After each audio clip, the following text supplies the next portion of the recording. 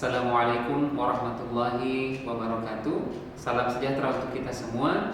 Salam kenal, saya Samsul Rijal SPD MPD, dosen pada Prodi Pendidikan Bahasa Jerman, Fakultas Bahasa dan Sastra, Universitas Negeri Makassar. Pada kesempatan kali ini, saya akan menyampaikan tentang teknik pengajaran saya dengan menggunakan metode DIA, yaitu Delivery, Interaction, dan Assessment. Nah, salah satu mata kuliah yang saya ampu di prodi ini adalah mata kuliah perkembangan peserta didik dengan bobot 2 SKS, dan saya ajarkan pada semester genap ini. Mata kuliah ini termasuk dalam kelompok mata kuliah MKKD, mata kuliah kependidikan di prodi pendidikan bahasa Jerman, ya, dengan kode 20X00C012. Ya, mata kuliah ini capaian pembelajarannya adalah mahasiswa diharapkan memahami karakteristik dan perbedaan individu, teori-teori perkembangan, kecerdasan, multiple intelligence, bakat dan minat, perkembangan sosial, bahasa, permasalahan remaja, nilai-nilai moral dan spiritual, dan keterampilan komunikasi remaja.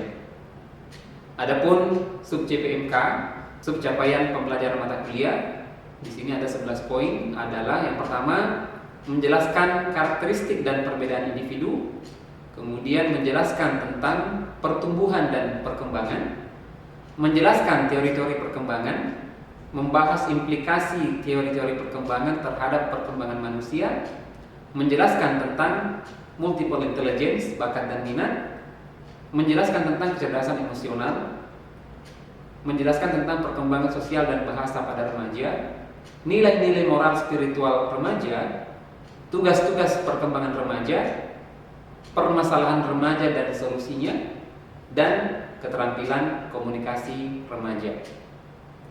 Adapun deskripsi singkat mata kuliah ini dirancang untuk memberikan bekal pemahaman dan kemampuan analisis kepada mahasiswa tentang perkembangan peserta didik dan mekanisme pengembangannya. Mata kuliah ini saya ampu di semester 4 dan direncanakan sesuai dengan RPS sebanyak 16 pertemuan sesuai dengan CPL sub CPMK tadi.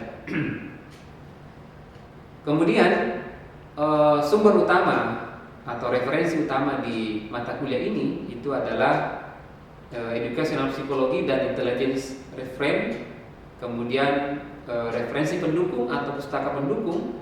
Yang pertama adalah dari Muhammad Ansayar mengenai hakikat, fondasi, desain dan pengembangan. Kemudian dari Elizabeth Hurlock tentang psikologi perkembangan, dan dari D. Guffman tentang Social Intelligence, the New Science of Human Relationship. Mahasiswa dalam perkuliahan ini diberikan ruang untuk mengakses isu-isu terkini, terutama yang berkaitan dengan permasalahan remaja. Untuk itu, saya dalam mengampu mata kuliah ini biasanya memerintahkan atau menginstruksikan kepada mahasiswa untuk mengupdate isu-isu terkini tentang dunia pendidikan, khususnya berkaitan dengan pola perkembangan remaja. Ya, karena banyak kasus-kasus sekarang itu dilakukan oleh remaja yang berkaitan dengan permasalahan remaja pada umumnya. Ya. Kemudian interaksi antara dosen dan mahasiswa itu kami sangat interaktif di berbagai macam platform. Yang pertama tentu saja adanya grup WhatsApp, ya, kemudian ada IMS Shampoke, dan ada pembagian grup ketika ada pengelompokan. Ya. Kemudian interaksi di dalam pembelajaran itu juga sebisa mungkin mahasiswa terlibat aktif, karena keaktifan menjadi salah satu unsur penilaian dalam mata kuliah ini. Saya jabarkan kriteria evaluasi atau asesmen dalam mata kuliah ini adalah yang pertama tentu UTS, kemudian UAS, ujian akhir semester, kemudian ada unsur tugas 10%, ada unsur kehadiran, dan keaktifan dalam kelas. Keaktifan ini termasuk juga dalam hal unsur performansi ketika menjelaskan sebuah kasus atau mendeskripsikan sebuah tugas dari proyek atau makalah yang diberikan. Ya. Berikut ini akan saya sampaikan, saya akan tunjukkan bagaimana proses berjalannya pembelajaran atau perkuliahan yang saya ampu di mata kuliah perkembangan peserta didik. Selamat menyaksikan. Baik, bismillah. Assalamualaikum warahmatullahi wabarakatuh. Alhamdulillah, kita kembali melanjutkan pertemuan kita di mata kuliah perkembangan peserta didik. Ya, dan pertemuan sebelumnya saya sudah sampaikan bahwa kita akan banyak melihat tentang beberapa kasus terkini tentang permasalahan remaja. Ya, jadi banyak sekali kita bisa akses sekarang kasus-kasus yang berkaitan dengan remaja. Nah, untuk itu yang akan kita bahas di pertemuan kali ini adalah memahami permasalahan remaja, dan nanti kita akan berusaha mencari cara, ya, mengupayakan solusi yang terbaik yang bisa kita ambil, ya, untuk mengatasi permasalahan remaja. Ya, oke, baik. Sebelum kita memulai perkuliahan kita lebih lanjut, kita tolong dulu dipimpin dulu doa. Baik, sebelum memulai perkuliahan, marilah kita panjatkan doa menurut keyakinan masing-masing. Doa dimulai.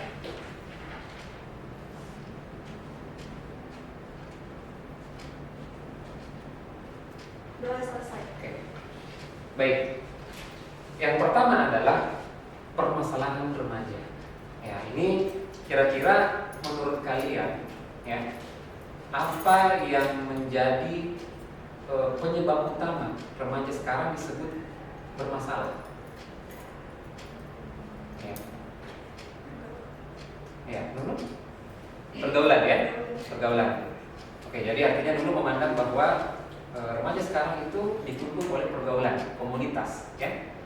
Oke, ada yang lain? Pendapat yang lain? Ya, silakan. Saya dikatakan mental dari rumah atau lingkungan. Ya, mental dari rumah atau lingkungan. Oke, good, ya, bagus. Bahwa banyak remaja sekarang bermasalah karena dia terbawa oleh kondisi di rumahnya. Akhirnya menganggap bahwa itu mempengaruhi, ya, cara dia berpikir, cara dia bertindak, ya. Oke, luar biasa. Satu orang lagi pendapat, kira-kira apa yang menjadi sumber utama, ya, penyebab remaja sekarang disebut bermasalah? Ya, Karimah mungkin? Iya, Pak. Ya. Saya mungkin karena dia kesulitan mengelola emosi. Betul sekali, ya. Jadi dari 3 jawaban teman kalian tadi bisa kita klasifikasikan bahwa ada faktor yang menyebabkan permasalahan remaja itu dari faktor eksternal, ada dari faktor internal, ya. Dari faktor internal tadi disampaikan oleh Karimah bahwa dari mentalnya, dari kesiapan psikisnya, ya. Sementara Nunu dan siapa tadi? Novi menganggap bahwa itu adalah faktor eksternal, ya, dipengaruhi oleh keluarga dan komunitas. Oke, baik. Jadi masa remaja adalah masa yang penuh dengan tantangan, ya. Bahkan orang sering bilang masa remaja itu adalah masa pencarian jati diri, ya. Nah, karena memang masa-masa labilnya gampang sekali terombang-ambing, ya, gampang ikut sana ikut sini, ya. Istilah kerennya ISIS, ya, ikut sana ikut sini, ya. Jadi begitu ada yang viral, wah, dia juga ingin melakukan hal yang sama. Nah, akhirnya betul-betul remaja itu berpotensi untuk mudah terombang-ambing, ya, karena memang masanya adalah masa-masa yang labil. Oke. Masa yang penuh dengan tantangan dan transformasi, perubahan. Ya, di pertemuan awal mata kuliah ini dulu pernah kita bahas pertumbuhan dan perkembangan. Jadi bertumbuh dan berkembang, ya. Ada yang berkaitan dengan aspek kuantitas, ya, itu bertumbuh. Ada yang berkaitan dengan aspek kualitas, yaitu berkembang. Nah, tumbuh itu misalnya tambah tinggi, ya, ada perubahan fisik, ya. Sementara berkembang itu dari segi mental, cara dia menghadapi masalah, ya. Oke, jadi permasalahan remaja dapat mencakup berbagai aspek seperti kegelisahan, kemudian masalah emosional, tekanan sosial, dan kesulitan dalam membangun identitas diri, ya. Memahami secara mendalam isu-isu yang dihadapi remaja adalah langkah penting untuk mencari solusi yang tepat. Oke. Nah, ini tadi berkaitan dengan yang disampaikan oleh Karimah, ya. Masalah identitas dan harga diri, ya. Jadi ada krisis identitas, ya, bingung, kesulitan menemukan jati diri. Bahkan saya pernah melakukan tanya jawab spontan gitu ke remaja, apa bakat terbesar tak? Dia sendiri bingung, ya. Saya sekarang sudah semester 4 Pak, tapi kalau ditanya bakat, saya merasa nggak punya bakat. Saya merasa tiba-tiba udah di semester 4. Ya, jadi memang ada kita cenderung sulit untuk mengevaluasi diri kita. Ya, kita cenderung sulit untuk mengenali diri kita lebih jauh. Apa potensi saya, apa permasalahan saya, ya. Nah, apalagi di remaja itu masa labil-labilnya, ya. Harga diri rendah ini bisa juga akibat perubahan fisik, tekanan teman sebaya, ya. Kalau tekanan teman sebaya, kira-kira apa yang kalian tangkap? Bully. Ya, bully. Iqmal, ada lagi yang lain? Anda merasa tertekan tidak kalau teman Anda pakai iPhone 15 Pro sementara Anda masih Android misalnya? Ada yang tertekan, ada yang tidak. Ya, itu masih kondisional. Ya, tapi kalau misalnya melihat teman-teman Anda foya-foya, ya, nilainya bagus terus, sementara Anda ya Allah udah miskin, kemudian nilainya hancur-hancuran, ya, oke, kita bersyukur, tapi merasa kok tidak adil banget ya, mereka bisa foya-foya dan nilainya juga bagus, ya. Nah, itu membuka jalan, ya, ada tekanan batin yang dirasakan oleh remaja, khususnya kalian yang masih semester awal, ya. Oke. Terkadang kita silau dengan aspek duniawi, ya. Seseorang itu punya fasilitas ini, kita juga ingin merasakan hal yang sama, ya. Biasanya karena kita tidak bisa mencapai hal yang sama, kita menjadi rendah diri, ya. Oke. Kemudian remaja itu butuh pengakuan. Kira-kira apa sebabnya remaja itu suka upload semua kegiatannya di sosmed? Misalnya lagi nongkrong, lagi di kafe, misalnya atau yang suka angkat-angkat motor itu di jalan, di gas tasning misalnya, kan di posting itu kan? Apa kira-kira yang mereka kejar? Ini. Mereka butuh pengakuan, ya. Mereka butuh diakui bahwa mereka itu eksis, ya. Oke. Tekanan teman sebaya, ya. Masa remaja itu adalah masa di mana individu sangat rentan terhadap pengaruh teman sebaya. Nah, makanya di semester awal saya berulang kali tekankan bahwa kalian harus cari komunitas yang positif di lingkungan kampus, ya. Komunitas positif itu bisa dilihat dari berbagai macam indikator, ya, yang membuat potensi diri kalian itu keluar, ya. Jadi bukannya membawa hal-hal yang negatif, tapi Anda merasa berkembang di komunitas itu. Nah, itulah makanya pertahankan kalau Anda dapatkan komunitas yang seperti itu di lingkungan kampus, ya. Oke. Ini juga bisa memicu permasalahan remaja, konflik dengan orang tua.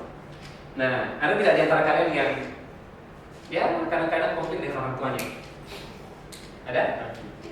David. David kan orang Lombok. Ya, jadi ya konfliknya itu kayaknya jarang ya David ya. Atau memang nggak pernah ya? Ya. Orang Lombok yang saya kenal itu religius, ya. Oke. Ada yang punya pengalaman? Kita sharing-sharing ya. Ingat bahwa saya suka kalau kalian itu mengangkat isu-isu yang kekinian, ya, sharing-sharing yang permasalahan terkini tentang remaja, bisa juga, ya. Jadi ini konflik dengan orang tua itu bisa karena perbedaan perspektif, ya. Orang tua menganggap anak saya harusnya begini supaya baik, tapi dari segi sudut pandang anaknya menganggap, itu tidak bagus mah, lebih bagus begini, ya. Jadi ada perbedaan perspektif, ya. Kemudian kebutuhan akan kemandirian, ya. Seiring berkembangnya waktu, ya, remaja sekarang itu semakin diupayakan harusnya bisa cepat lepas dari beban finansial orang tua sebenarnya. Makanya gembar-gembor wirausaha, ya, kemudian dunia entrepreneur itu diharuskan sejak dini. Coba bayangkan Anda di semester sekarang sudah punya penghasilan, orang tua tidak lagi memberikan uang, tapi justru sebaliknya, Anda yang memberikan dana ke orang tua setiap bulan. Itu kan luar biasa. Ya, makanya ini motivasi supaya Anda bisa bebas secara finansial, tapi maksudnya bebas yang bertanggung jawab. Ya. Kemudian komunikasi yang buruk. Nah, ada di antara remaja itu yang merasa ketika dia pulang ke rumah justru tidak nyaman. Dia merasa nyaman kalau meninggalkan rumah dan ketemu dengan gengnya, ya, ketemu dengan bestie-bestinya di luar. Kalau dia pulang ke rumah itu rasanya langsung langsung mendung, ya, kemudian suasana tidak enak. Ya, ini karena komunikasi yang buruk antara orang tua dengan anaknya. Makanya sebenarnya ini butuh usaha yang komprehensif dari berbagai macam pihak untuk mengatasi permasalahan remaja. Orang tua juga butuh diedukasi, ya, bukan hanya dari segi remaja, ya. Oke. Kemudian ini erat sekali dengan kalian masalah akademik dan karir. Kalian semester 2 baru semester 2, ya. Saya bilang baru semester 2 karena di bangku perkuliahan itu masih di awal-awal. Ya, coba Anda selama ini merenung. Tugas-tugas begitu banyak, ya, tuntutan untuk presentasi setiap pekan begitu besar, ya. Anda merasa punya tekanan tidak? Ya, pasti tertekan. Ya, ketemu lagi dengan dosen ini lagi. Dan bukan aja malas. Ya. Jadi ada tekanan di bidang akademik. Anda di satu sisi itu menjadi harapan orang tua. Di sisi lain itu harus survive dengan keadaan di kampus, tekanan akademik. Ya, oke. Dan persiapan untuk meniti karir di masa depan. Ya, makanya ini perlu untuk dipersiapkan lebih dini bagaimana Anda meniti jalan setelah lulus dari prodi ini nantinya. Ya, oke. Tidak apa-apa kita menggantungkan mimpi itu lebih dini supaya kita setiap hari itu punya ancang-ancang. Saya bermimpi jadi sarjana pendidikan. Untuk itu tempelkan di kamarnya mimpi itu supaya Anda punya effort yang luar biasa untuk mencapai itu. Ya. Oke, kesehatan mental juga berpengaruh.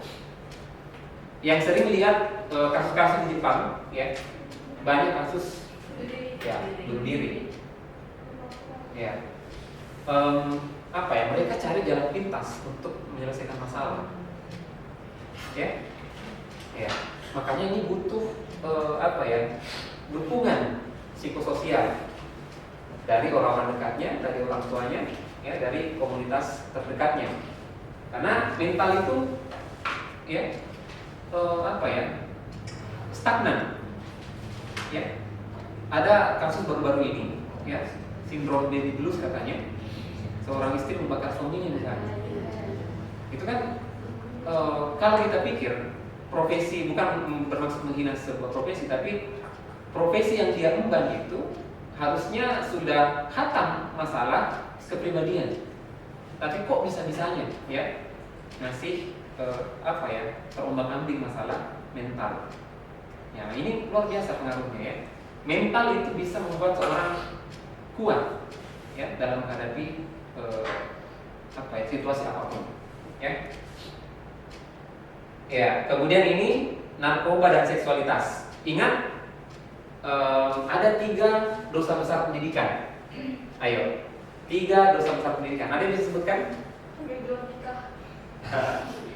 Coba, ada ini menjadi isu terkini dari Kementerian Pendidikan. 3 dosa besar pendidikan. Ayo, siapa yang bisa sebutkan? Ayo, googling dulu enggak apa-apa, 3 dosa besar pendidikan.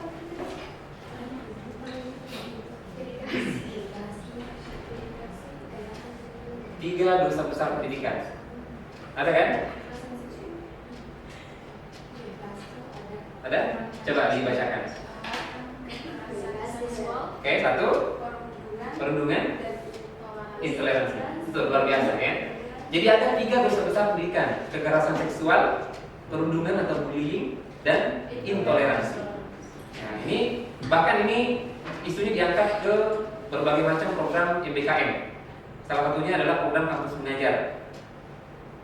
Ya, nanti kalian akan hadapi fase itu ketika sudah menjadi peserta kampus mengajar. Begitu mendapatkan salah satu dari 3 dosa besar ini, harus melapor. Ada memang guidelines-nya untuk melapor tentang dosa besar pendidikan, ya. Keluarga, ya, ini saya kira sangat penting ya, bahwa keluarga itu adalah tempat yang paling nyaman sebenarnya, seharusnya, idealnya, ya.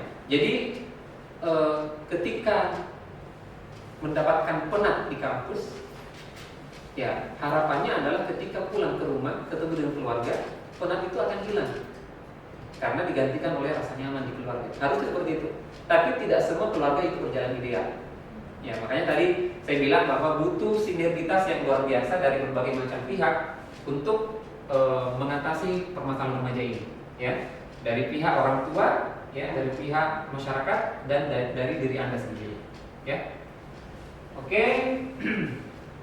ini juga penting peran sekolah dan komunitas. Tadi sudah saya bahas ya.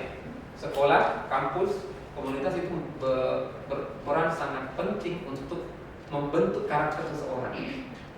Ya. Coba Anda bandingkan diri kalian sekarang dengan diri kalian 10 tahun yang lalu. Sama tidak? Tidak. Apa yang membuat sekarang beda? Coba Suci. Ya. Mengatasi masalah. Ya. Mengatasi masalah sama cara berpikir. Betul, luar biasa. Ya. Jadi cara Suci mengatasi masalah sekarang beda dengan cara Suci mengatasi masalah 10 tahun yang lalu. Yang membuat beda adalah karena Suci sudah mendapatkan berbagai macam komunitas lingkungan yang membentuk karakternya sekarang. Suci sekarang bisa jadi berbeda dengan 10 tahun yang akan datang. Tergantung di mana dia berputar, komunitas mana yang dia sering terbiasa, ya. Oke. Jadi ini sebagai kesimpulan, ya. Ini saya hanya memberikan gambaran global, ya. Pertemuan-pertemuan berikutnya itu kalian akan diberikan tugas untuk secara spesifik, ya, menunjukkan sebuah kasus dan mencoba memberikan solusi. Ya, tentu berkaitan dengan yang kita bahas tadi adalah permasalahan remaja. Ya. Jadi ini pentingnya dukungan komprehensif yang tadi saya sampaikan. Remaja membutuhkan dukungan dan bimbingan yang komprehensif dari berbagai pihak, termasuk keluarga, sekolah, dan komunitas agar dapat tumbuh dan berkembang secara optimal. Ya, itu kata kuncinya. Oke, saya akan tunjukkan sebuah kasus. Coba kalian analisa. Ya, ingat. Tujuan perkuliahan kita di sesi ini tadi saya sampaikan bahwa ini untuk mengidentifikasi berbagai macam permasalahan remaja dan mencoba mencari solusinya. Ya, ini bagian dari asesmen, ya. Oke. Coba kalian analisa video ini, ya. Terima nilai jelek kronologi murid baca guru di MA Yesua Pilang Wetan Demak. Fakur, guru MA Yesua Pilang Wetan Demak dibaca muridnya pada Senin 25 September sekitar pukul 9.30 waktu Indonesia Barat. Fakur dibacok muridnya berinisial R saat sedang mengawasi penilaian tengah semester. Akibat insiden ini, Fakur mengalami luka serius dan dilarikan ke rumah sakit di Semarang.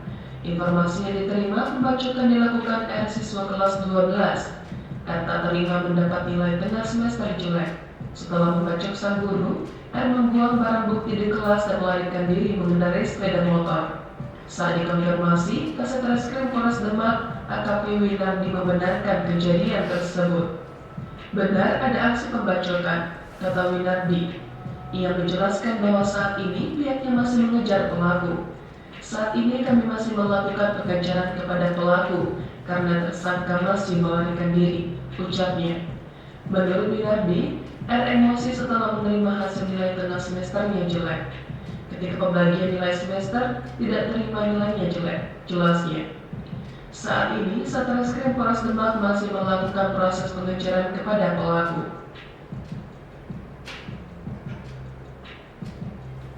Ini miris sekali ya. Oke, ini tadi video yang saya tunjukkan. Salah satu contoh kasus di remaja yang sangat miris karena berkaitan dengan antara siswa dengan gurunya. Kalau selama ini kalau zaman dulu ya, guru yang menganiaya siswa. Sekarang kebalik. Siswa yang menganiaya gurunya, bahkan sampai dibacok. Inilah yang maksud saya case method ya. Kita melihat kasus, kira-kira menurut kalian ya, deskripsi kasus tadi ya, apa yang menyebabkan itu bisa terjadi dan solusi apa yang bisa Anda ambil untuk mencoba mengatasi permasalahan tadi. Nah, untuk itu saya akan bagi ke 3 kelompok ya. 3 kelompok, silakan berdiskusi, cari kasus yang kekinian seperti yang tadi ya. Nanti kirim linknya di grup WA ya, kemudian deskripsikan kasusnya dan coba carikan solusi ya. Oke, kalian punya waktu 5 menit untuk bekerja ya, silakan bekerja di kelompok masing-masing, di kelompok 1, kelompok 2, kelompok 3 silakan ya. Oke, silakan kelompok yang sudah selesai. Oke, silakan kelompoknya Nunu, Suci, Karima mungkin mau naik sama Rosa. Oke, silakan.